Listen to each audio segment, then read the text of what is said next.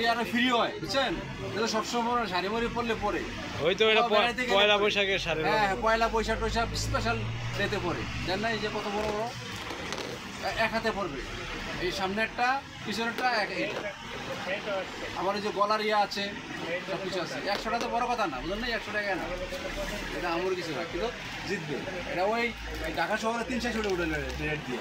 গলার কোনটা এটা? এটা আগে টাকাটা লো, এটা হলো আপনার গলার না, এটা হলো আপনার কানের দুল। এটা হলো গলার, এটাও গলার প্লাস কানের তো এটা গলার দুলই, এটা গলার দুল, গলার আর এটা কানের দুল স্টিল।